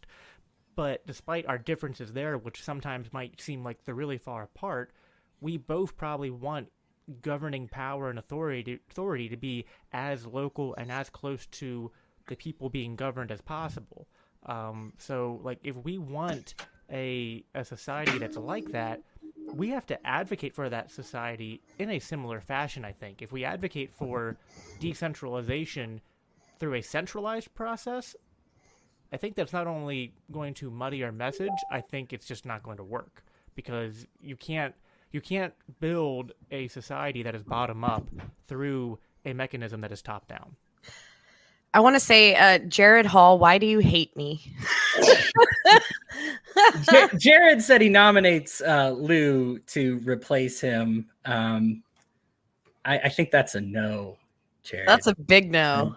But they would suspend me for violating decorum like day one.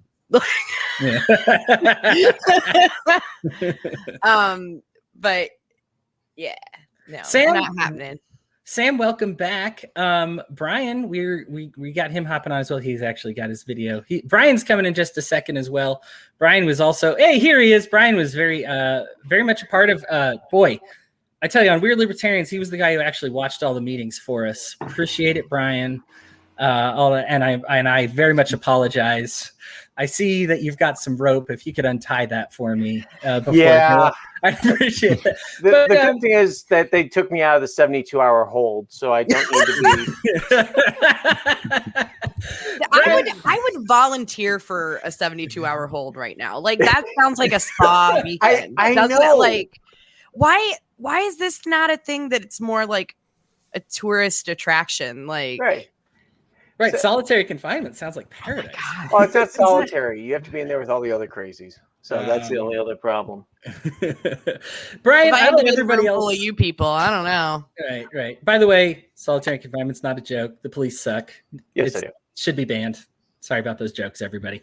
There you go. See, there's some bad jokes and bad messaging on my part. Jacob, screen cap that. Send it to everywhere you need to send it to. Brian, I give everybody else 5 to 10 minutes to talk about their feelings on the LNC drama as one of the most informed voices on the board. Why don't you give us your feelings on LPNH, LPNC, what you feel, and then after Brian gives his feelings, I want to talk, just so everybody has this in their mind, about the future. I think we're going to get about 20 minutes more on this episode. If I can have everybody just say what they feel the future of the Libertarian will be and what they want it to be, I'd appreciate that. Brian. Mine's really simple. And I hope that the normies out there and Mises and all that, and anybody else who watches this, who are you trying to appeal to? Are you trying to appeal to people that you're already converted? Are you preaching to the choir? Or are you trying to appeal to people outside the Libertarian Party? If you're trying to appeal inside, why? Because you've already got them there. They're already part of your caucus. They're already part of your group. We have a real problem with professionalism inside the LNC. I'm not going to blame Joe. I think he is. I think he's a very professional person that was put into trying to control a group of people who have not had to deal with decorum issues like that. And I know decorum's a dirty word, but I can tell you, watching that LNP meeting, if you cannot treat yourself as an officer in that meeting and not act like a 2-year-old putting the dog up and everybody's like, vote for the dog, and stuff like that. If you can't handle that kind of decorum, turn off your damn camera. Stop embarrassing yourself in front of the normies like me who sit there and go, this is ridiculous. This is the kind of stuff that I wouldn't do at work, or, maybe I'd do it with my family and stuff, but not this. So we really need some professionals to come in. And I don't mean political professionals. I'm talking about people who know, look, this is serious. We need to run a serious party. And I know if we want to run the silly party, harking back to Monty Python or the super, not so silly party, that's fine. Guess what? We're going to be at 0.1% very quickly.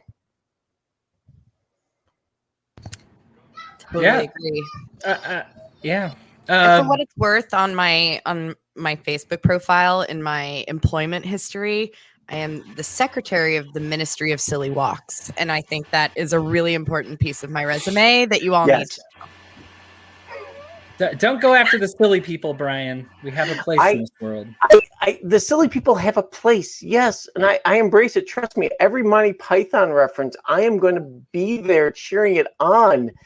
I honestly think sometimes it's only in some of the chats I'm in, it's like me and one other person that totally get the reference to either Fish Called Wanda or something along those lines. Yes. And yes, we're old. Okay, I get it. It's what we grew up with. But the reality is that there's a time where you can make a comment and everybody goes, oh yeah, you're right, yeah. But you don't sit there and go vote for my dog or dilatory. It's stop acting like you're two. Start acting like a professional. And if you can't do it, that's fine. Take that energy and go out and recruit people with that energy. Don't be the leader of it, because I got news for you. You're going to just recruit more silly people. And you know what? I really want the LP to succeed.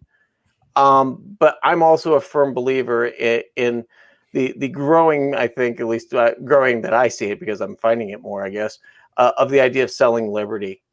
It's incremental steps. Everybody either wants to be an anarchist, super libertarian, Mises, whatever. The reality is we aren't going to get there like that. And if we did, it's probably a very bad day in this country. If we're going to straight to anarcho syndicalism, right off the bat. So anarcho gay space luxury communism. No. I was thinking of, what was it? Anarcho syndicalist commune. Now there's your obscure Monty Python reference. And I never thought that Monty Python would have such an impact on my political beliefs. Hey, Brian. Brian, that was never 5 minutes. It's okay. Your minutes rolled over to Brian. Yeah. I'm sorry. I want to make sure we don't miss out on getting to talk about the future. So just specifically, and this is, we're going to keep this limited to the Libertarian Party as a political mechanism, because I'm sure the Liberty future has a lot. But what do you see either what do you predict or what do you want it to be, but talk about what you see as the future of the Libertarian Party or the Libertarian movement in politics. Archie, I'm going to start with you because you've been so sadly quiet. We would like to hear from you. Well, as a certain Jedi Master once said, the future, always in motion it is. So I can't necessarily make a prediction as to where the LP is going to be. I do feel optimistic because of a great many things I've seen lately, even though we're going through a very troubling time. I also see a new rallying around the good. I will say this. The future I want to see for the LP is I want to pull from Dems. I want to pull from, Republicans. I want to pull from independents. And I want to pull from non-voters that have given up on the system because they feel the system has given up on them. And we can make the LP the political force it needs to be to truly challenge the cult of the omnipotent state if we make the LP the biggest possible tent that is still compliant with the non-aggression principle. All right. Message of hope from Archie. Sam, why don't we head over to you? What do you see as the future of the Libertarian Party? Yeah, as far as like messaging, there's different ways. I know like with Trump, like the biggest thing with him is he didn't so much recruit more Republicans. He just he worked up his voter base. Like he took his voter base and he made sure they went to the polls by just working them up over all these different things. So it's kind of a different strategy.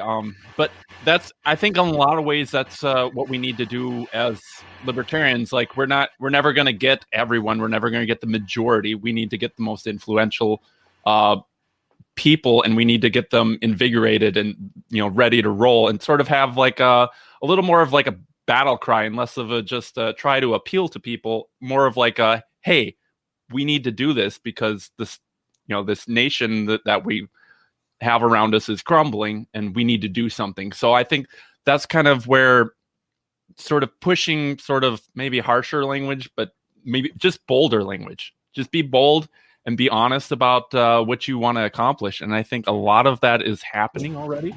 I know like even people like Michael Malice is getting super popular. His book on anarchy, super popular. Politics has become the new sport. Part of it's because it's so in our lives, and part of it, that's awesome. And part of it is just because it's interesting. Like I gave up watching football for politics because it's, I can watch my kids and pay attention to politics. It's a lot easier than sitting in front of a TV for 3 hours. It's the Washington Elephants versus the Washington Donkeys. Very entertaining. Exactly. And then like LP drama, love it. It's fun. I don't, it's all often bad, but it is entertaining. I don't know.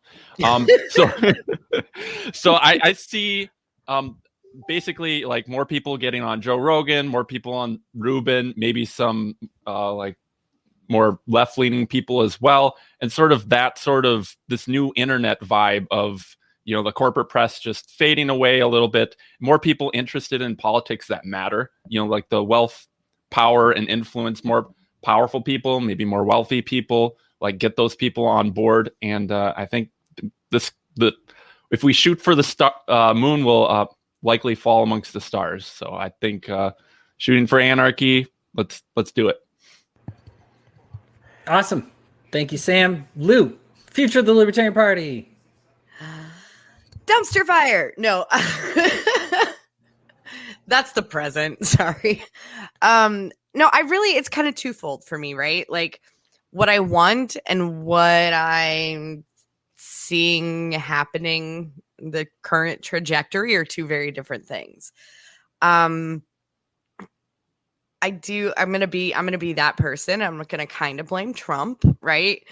So like there's, we talk about a big tent and we talk about how polarized and like tribalistic politics is, and just how that has grown so exponentially more so just in the last few years. And what I see right now, and while in general I don't disagree with Sam on bold messaging, I'm a big fan of bold messaging, but I see a lot more bad messaging coming from libertarians or people who claim to be libertarians. And I can't. Or people who don't claim to be libertarians that have libertarian handles, right? Right, exactly. I'm just kidding. Go ahead. So I don't know. And that's emboldening more and more of specific groups of people, I guess, that I find myself more and more in disagreement with, particularly on social issues. And so I'm really struggling with that. I think we're catching a lot of the like leftover Trumpers that, you know, and there's sort of this bastardization of what libertarian is among bigger politicians, right? Like Rand Paul and some of those guys that wear libertarian, but they're very, very clearly Republican and very conservative. And it just doesn't, I don't know. I think we're just attracting the wrong kind of people. It's not going the way I thought it would. And I'm having it's harder and harder for me to wear the name or the label libertarian, you know, and I think Hody may be able to relate this same reason I struggle sometimes with the label Christian. Like, have you seen Christians in America? Kind of jackasses. Like, you know. That's only most of them, Lou. Come on. Right. I was going to say there's a lot of them all over the world that are jackasses. So the United States does not have a monopoly on jackasses. No, it doesn't. But we're real loud about it. Hody, is it a Thanks, thing that Christians tip less? Like, I've heard that. No. Okay. Come on. No. I mean, I don't want to get into this because there are demographics of people that do tip less, and that gets in kind of a territory we don't want to get into. But I will say this: I've yet to have a server come up to me and be like, "Oh, damn it, the Catholic Mass just got out. Get ready." I guess you don't always know either. So. Yeah. Right, and every server has different experiences, like this one. Jackie says yes, so. There we go. Baptist is tip low. There you go. Okay, there's our demagoguery for the day. Baptist tip. But yeah, it's okay. We duck when they pass the offering plate too. Like right. We're cheap with our own people too. It's not just you guys. Right. It's nothing personal. Brian, excellent mime work. Lou, go ahead and finish up, and then we'll turn it to Jacob. Yeah. So. I don't know. It seems to be at the moment going in a direction that is not what I want to see. It's not where I fall. So I'm separating myself from the political arm, so to speak. And yeah, that's where we're at. Okay. Now that you've got Jacob feeling good about the people he's kicking out. No, I'm kidding. Jacob. I love having fun with him. I don't know. It's just fun. Jacob, go ahead and give us your thoughts. Libertarian Party is a political mechanism. All right. I got two things I want to say, and I'll try to make them very, very quick. One, and I've kind of already said this, but I'll just kind of repeat it again. The future has to be decentralization, in my opinion.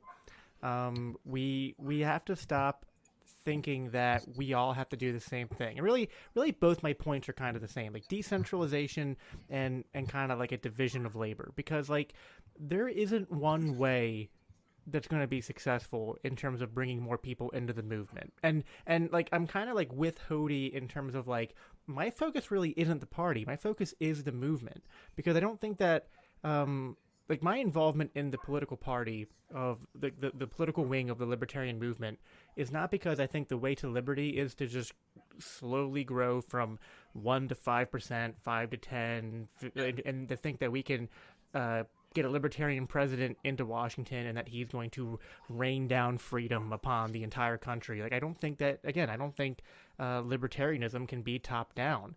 I think that we need a decentralization revolution. I think that we need more people to embrace the philosophy of liberty, and I think that, what's the saying? Politics is downstream of culture. We aren't going to have a libertarian society if it's filled mostly with people who aren't libertarians. So ultimately, our goal has to be spreading the message and getting more people to reject centralization, more people to reject authoritarianism and to reject the omnipotent call to the state. We need to promote voluntarism. We need to promote social cooperation. We need to promote free markets. We need to push back against the atrocities that the state is doing. And I really think that there's a lot of people who are open to our message, who they aren't there in terms of like the actual, like, they're not educated on the philosophy, but their intuitions and like the cultural zeitgeist going on right now, I think really is leaning towards like breaking in our favor, and that we can capitalize on that. But we all have different strengths. We all have different people that we're involved in, different spheres of influence, different ways of going about things. And it's like, I often compare advocating for liberty to like when the abolitionist movement. And, like slavery, there wasn't like a day where there was slavery and then like the next day suddenly all the slaves were set free, and also like racism and bigotry and other forms of oppression were eliminated. You don't so like change is kind of gradual, but you don't get gradual change by pushing for gradual change. I think you kind of you get gradual change by having a group of people who are loudly pushing for radical change, by saying like kind of like what Samuel said. It's like that saying where you shoot for the moon, and if you miss, you land among the stars. It's like if you're aiming low, you will always not only miss low, but like you're gonna miss that and get even lower. We need to be pushing, and I'm not saying bad messaging, but radical messaging, and we need to be pushing libertarian values and not be ashamed of them, and to do that in effective ways, and to remember that we're not all going to do it in the same way. We're probably going to have different priorities, different issues, different methods, different tactics, and that goes back to decentralization, which is that we're not always going to agree on what we're doing, but I think that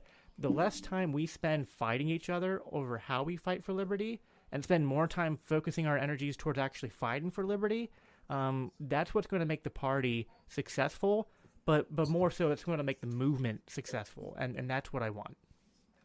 Awesome. Cool. Brian, what do you think is going on? What happens to the Libertarian Party as a political mechanism going forward? Less People's Front of Judea, more Judean People's Front. That's what's going on. It's silly. I'm going to take the opposite stance of what I said about the leadership. I want big tents. I want the crazies. I want the anarchists. I want the syndicalists. I want the Marxists. I want the Democrats, Republicans, everybody. There's some things that we all, and especially after COVID, can kind of agree upon now. And we also remember societal change is slow. It's never fast enough, quoting Neil Peart. And now I'm going to script the quote here. I know progress has no patience, but something has to give.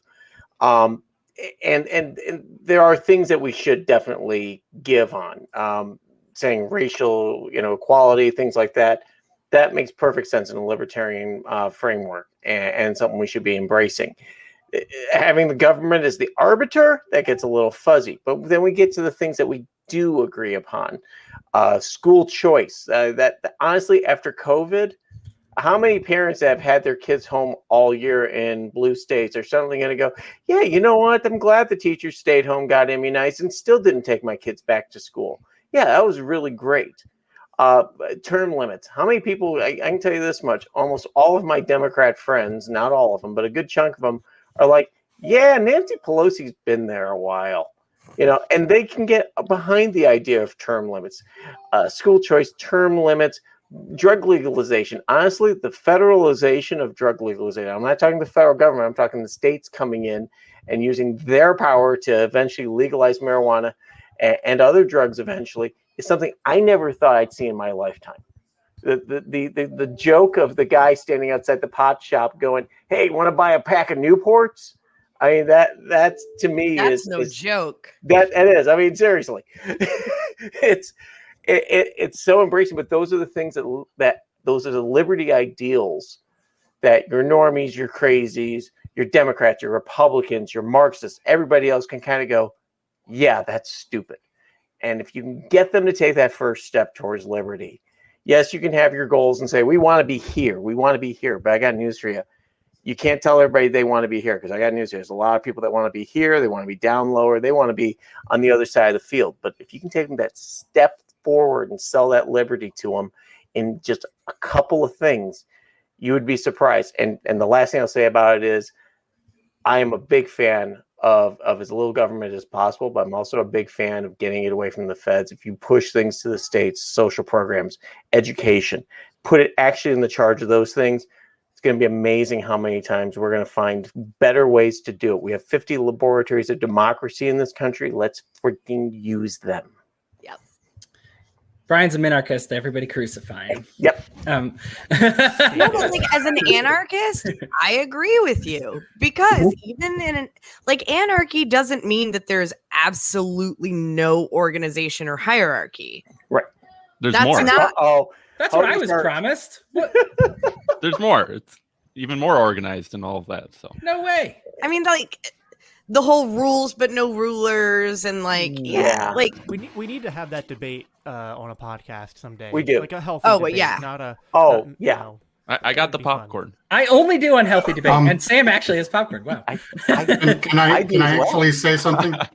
Yeah, I would love ahead. to say something. I think I might become an anarchist right here, right now. But I'm gonna make my own flavor of anarchy, an anarcho-lake swordist. You get chucked a sword out of a lake, and you are the ruler for life.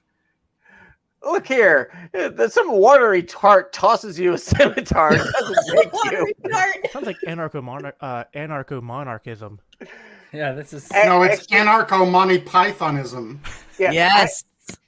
Anarcho-monarchism is already what Liberty Hangout's doing, right? I think they got dibs on that whole. I think that's a trademark thing. You have to call it something else. I'm the monarch of one. There you go. Monarchy of one. I mean, realistically, let's think about this. We're the monarchy, and if someone decides to follow you, that's great, but they have to have free will to be able to leave. Yeah, and that's where it all gets down to, is free will. I'm quoting Rush again. I'm sorry, I'm not talking Rush Limbaugh. I'm talking Neil Peart. Oh, okay. But that's what it gets down to, is that we embrace free will. And there are a lot of people that embrace that. A lot of people have been put under the boot, throat, just whatever you want to call it, of government, and saying that, look, you know what? We could wrap up, like saying you have choice, because the government has said two corporate overlords, two corporations can vie for your affection. Guess what? That's not competition. So we have real competition. All of a sudden, boom.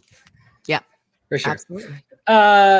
Archie, we love you too, Ashley. Sorry. Yeah, Archie, you already issued a support for Ashley Shade. I will back you up on that. I don't speak for everybody on the show, and I only speak for myself. But Ashley Shade, I may be out of politics, but I can still endorse people, darn it. And Ashley Shade now, bro. gets my end. Oh, right. They claim dibs on me. I mean, people might not have seen that. Did you guys see? I was part of that one debate where the person said, no, you're an anarchist. You just don't know it yet. Larkin Rose. And then I did a debate with Jack Neeson where he's like, no, you're a socialist. You just don't know it yet. Everybody wants dibs on me. Like, I think, and now I'm in the Mises caucus. I had no idea. I'm an anarcho-socialist. Right. And here I was like, oh, I just love Adam Smith so much, but apparently did you hear the Waffle House caucus is taking over? It is. Yeah, buddy. Hey, don't underestimate the seafood caucus, man. They're new, but they're up and coming. Eskimo. If you could say anything grosser than the Mises caucus, Jacob just did it. I'm kidding.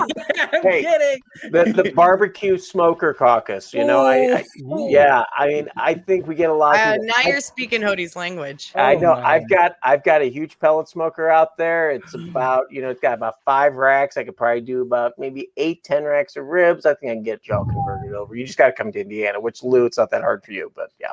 Right. I'm gonna be in Indiana next month. I know. We get to meet. Okay, great. Yeah, we're gonna get to meet. Okay. Wrapping up the show. Of course, I get the last word. Fantastic, because I'm amazing.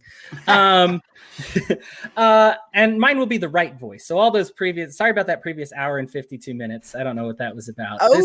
Here is the correct. No, here is the correct point of view. No, I mean it's a lot of mix. It's kind of a mix of what my my pals here had to say.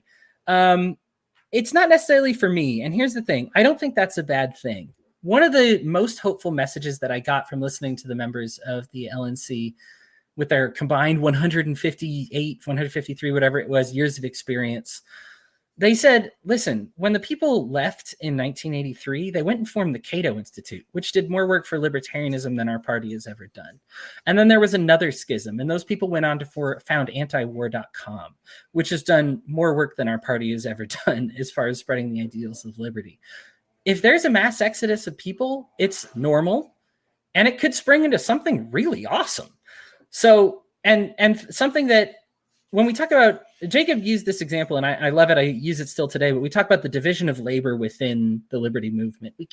Maybe we all can't focus on every issue all the time, although this show is a variety show and tries to talk about all of it. There are a lot of people who are just like, you know what, my issue is economics. My issue is trans rights, my issue, and you just have one thing. That's totally cool to do your one thing. We just shouldn't disparage the other sides from doing their thing. So I don't want the talking trash about the LP to be, that's not like my new identity. It's just talking about trash about them and whatever they do. I'm just going to go on to do something else. And it's probably something that can help the Libertarian Party out better by me doing something else. Like it's better for them in the long run. It's better for me in the short term and probably the long run, because I'll just be doing what I'm more successful at. I'm going to go ahead and bring my faith into here, because why the heck not? We talk about the church being the body of Christ, and everybody has a different part of that body. We have some people who are eyes, some people are feet, some people are hands, some people are gifted at healing, some people are gifted with wisdom, some people have the gift of foresight. We have just different people that are good at different things. It's all a matter of everybody in their place. And where things break down and where I get upset, and this is probably 99% of the people that I have blocked, are saying, I can't believe that you would be okay with this person. I can't believe that you would be okay with that person. I can't believe you're not my friend if you're also their friend. You can't be this over here. Just because you can't reach a person doesn't mean that person is unreachable. I will witness to I have had people talk to me before who say, I am a racist. I found myself in these circles. Here's what's going on. And I had this in my mind, and I'll admit I'm still a moral human being. I thought, should I screenshot this and send it to all my friends and be like, kill this guy, kill him. He's a racist. He's terrible. This is advice of all people that comes from Alexandria Ocasio-Cortez, who said that racists, they found this insular thing. And so when you push them away, they just get more insular. What you need to do is you still challenge them on their ideas, but you give them a new group to be a part of and say, listen, I want you to hang out with my group, and I want to work on that. And it's a twofold thing. You have to get them out. You have to give them a new group, a new lifestyle. You have to say, listen, hang out with my people, hang out with my friends, have lunch with me, do this project with me. Give them a new part of identity to belong to. And the other part of that is you actually have to challenge them on their views and not just be like, yeah, they're racist, but whatever. You trying to say like, no, listen, like, I love you, man. And that's why this is such a big problem. Like this is incompatible with, my views with this whole identity here and what you're going to do. And so we still challenge them on their ideas, but we still give them a new group and a new identity to be a part of. And I have extended that to many people who have taken me up on the offer. And we have a fantastic family, not just in my liberty movement, in the We Are Libertarians network. You may be looking at one of the 6 faces on your screen and say, I know that person. I really like that person. And that's that's somebody who I consider in part of my community. And that's awesome. Like that's so cool to have that community and then say, okay, so I know that I'm not going to have no friends if I leave my racist or sexist or homophobic or whatever it is, your little zone, right? Like people need to know that they're moving on to something. They're not just going to move away from their bad thing if the bad thing is feeding them into nothing that won't feed them, and into just saying that I don't know, it's dangerous out there. we're human beings. Yes, we can say nobody should be racist because you're just a big fat dummy if you're racist. But we're all humans, and we understand what loneliness is, and we know what it's like to be lonely and despair and sad and have anxiety. And if you don't, it's not good for man to be alone. It's not good for humans to be alone. So if we're all alone and we just say, good, you denounced all the people that I hated, but you're not my friend afterwards, what good is that? You know, like, they're not going to do it. So if we're actually trying to change hearts and minds, that's really the right way to reach people, is by reaching out to them, challenging them on their bad beliefs, bringing them in, telling them about some new and super exciting beliefs. I truly believe that the gospel of liberty, gospel is good news. And I preach liberty like good news. It's not bad news. And there are some people who are just like, sorry woke, sorry Democrats, sorry Republicans, sorry alt-right, sorry that it's bad news for, bad news. And they just want to lead with the bad news and telling you who's not going to survive in a libertarian society, as opposed to who is going to thrive in a libertarian society and who's going to do really well. And all these examples, if you've read Healing Our World by Mary Ruwart, it's just a fantastic book about the practical applications of liberty. If you add just a small dose of liberty, the incredible amount of healing that occurs in medicine, in healthcare, in college, in Social Security and retirement, in anything that you can name, liberty is a boon and is helpful. And just the slightest amount of free market anything is willing to compensate for a whole mountain of statist garbage economics. You give them a little niche and they invent like the internet and something wild like that. And this is just what liberty is. It's this amazing community that is full of great people. And maybe there are some people who don't get along with, and you just got to throw them on the block and just say, I can't, whatever. People get mad when I show up at, my local Republican meeting, or mad when I show up with, to meet with my local Democrats or at my college, because those are the wokes. Those are the alt-righters. Those are the people that voted for Trump votes. Those are the people that voted for Biden once. They're never reachable. They're all evil. They condone that evil, blah, blah, blah, da, da, da. I don't care.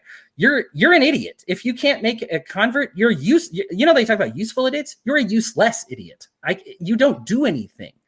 You don't make the party better. You don't make the movement grow. And I have no use for you.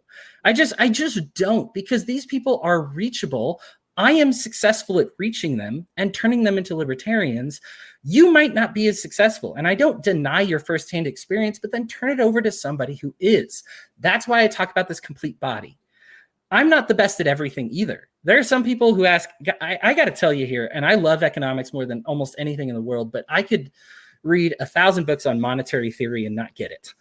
And so I leave that to some people that are just like, I'm like, okay, so it's okay to take a loan, but as long as the loan doesn't exceed that. There's all these math equations, and I kind of get the general concept, and I've read about it, and it still hurts my brain. And you know what? That's okay, because I can be like, oh my gosh, I know a really cool person who's, his name's Chris Galt. He knows a lot about monetary theory. You should really talk to him. Great. Have a reference there. Okay, maybe you don't know much about the trans rights situation. Hey, I have a kid who's growing up trans. I want to make sure they're taken care of. I don't know much about that issue. Let me tell you about somebody who does, who can give you that good news. We're not called, the reason there were multiple apostles isn't because one apostle does it all. We're not all Swiss Army knives. Everybody does a good thing, and you just have to have them organized and in their place. Do what you do best. Be in the right place for you. If that's the Libertarian Party, fantastic.